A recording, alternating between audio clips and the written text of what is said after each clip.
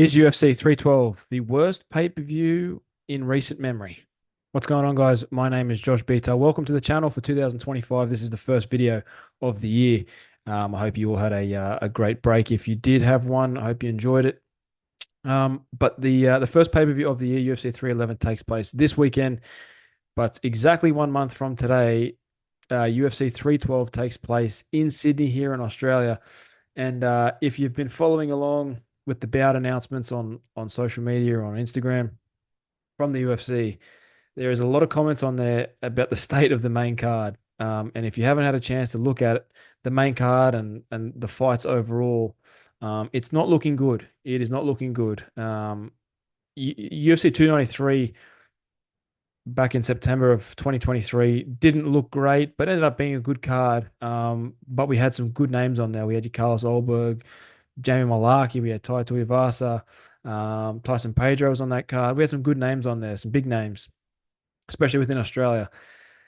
But if you look at the card that we have next month to look forward to, UFC 312, it's not looking good. And that isn't disrespect to any of the guys fighting on the card, but in terms of name value and when you're charging $1,000 for tickets, you want to be putting on on a good card that's worthy of paying that money, worthy of buying the pay-per-view, not just the main and co-main event, which is a good main event. It's a great co-main event. I actually think the co-main event I'm a little bit more excited for, just to see Tatiana Suarez get her shot at a UFC title after so many years. But we're gonna look at this card overall. Now I'm gonna try and share my screen. I've never done this before, so bear with me.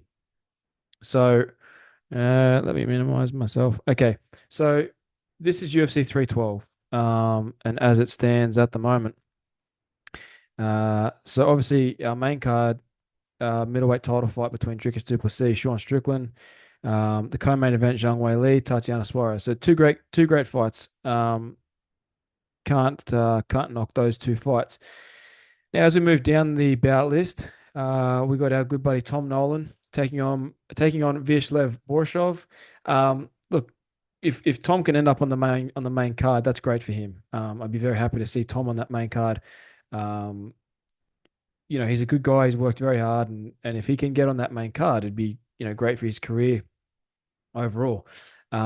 If we look at the next bout, Jack Jenkins, Gabriel Santos, not a bad fight. Jack Jenkins usually on those on the prelims hasn't really been a pay-per-view opener or a pay-per-view main carder yet.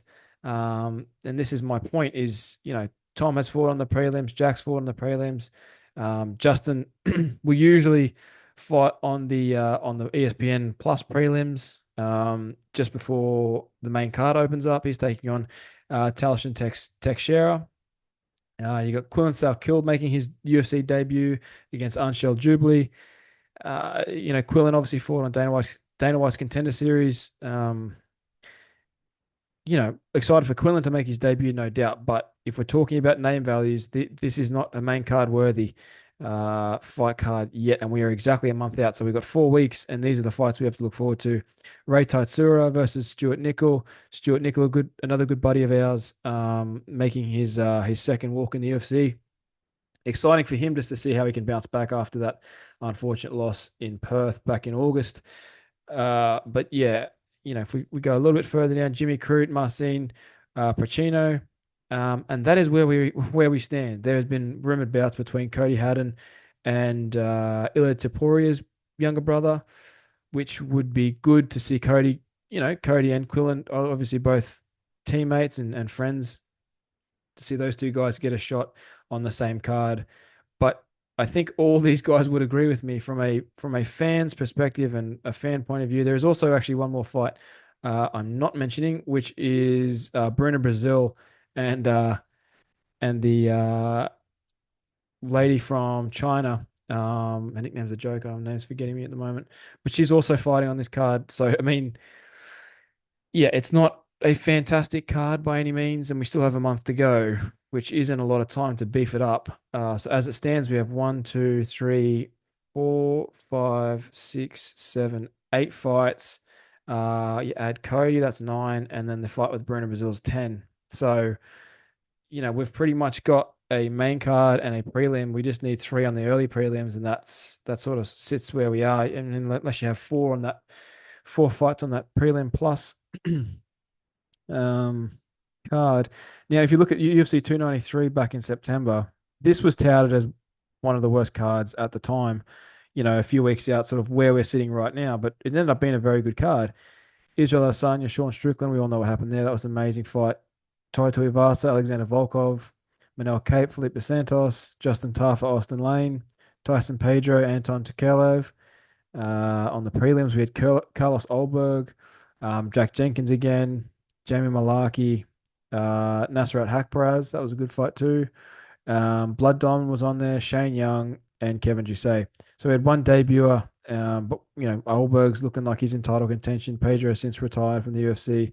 Justin Tafa will be fighting at 312. We had Manel Cape, Tuivasa, and Adesanya. So I mean, I guess you could say that the top two fights are maybe a little bit better. We also have, two title fights, but from a standpoint of the card overall, we'll get back to me now. From the card overall, I just think where we're sitting at a month out, it's tough times for a UFC fan if you're trying to justify buying the pay-per-view. If you're justifying paying for a ticket, which I'm sure the event's already sold out, but you know, when the UFC is asking $500 plus just for a ticket, you want to be getting your money's worth. And whilst a lot of these guys are exciting fighters, friends of ours, um, it is hard to sell that to the everyday fan that UFC 312 is must watch. We've seen Dricus Du Plessis, Sean Strickland before. Um, it's typically a 5 round fight. Both guys are, you know, pretty pretty well versed in going 5 rounds, especially Sean. We saw what Dricus did to Israel last fight, so both guys have wins over Adesanya now. You can add that element in there, but I mean, I'm most excited for Zhang Weili and Tatiana Suarez. If you're a fan of Tatiana or know anything about that division, she's been the dark horse of that division for many years, and it's kind of out of left field that she's getting a title shot, but also, I mean, if not now, when is she ever going to get it because of her injuries and things she's been through?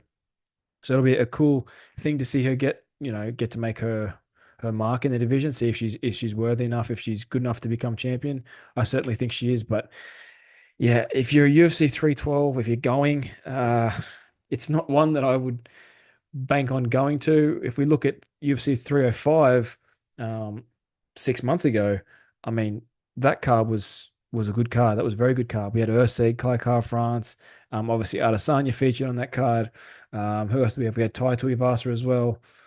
There was um, many good fights on that card. But I just worry that this card is in a bit of shambles. It's a bit of a disaster as it's looking, and I don't know why. We had Steve Usyk fighting a few weeks later, I think on March 1st.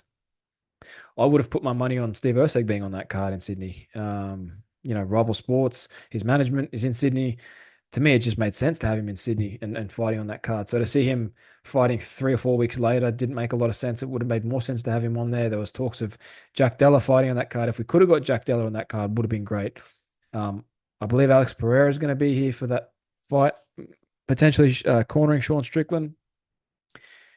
A lot of people saying, "Oh, he's going to come. He's going to fight. He's not going to be fighting on this card. There is just no way." But yeah, if you're a UFC fan and you're going to UFC 312, I'm sorry you had to pay for this ticket.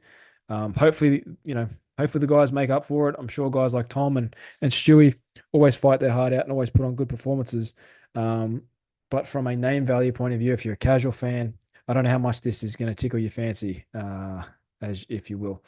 I will be there at UFC 312. I won't be there on fight day, but throughout fight week, we'll have coverage going throughout fight week.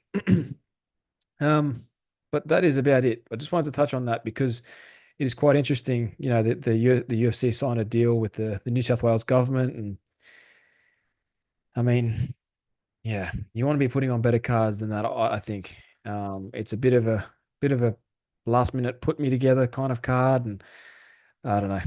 We'll see how it ends up playing out, but at the moment, if there isn't some big finishes and those sort of things, it's going to be it's going to be a tough one. Obviously a lot of people are asking when's the main card coming out, and I think the main card may have already been released.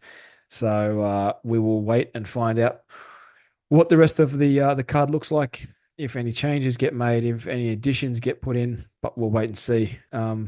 But thank you guys for tuning in. We'll be having a chat with Six Gun Brandon Gibson, head coach of John Jones, tomorrow morning. Should be out tomorrow. If we can get it out tomorrow, that'd be fantastic. So we can check in on the Jones Aspinall news and what the latest is there. But until next time, guys, thank you for tuning in. I hope you enjoy this. Please like and subscribe. It means a lot to us. And I'll catch you in the next one.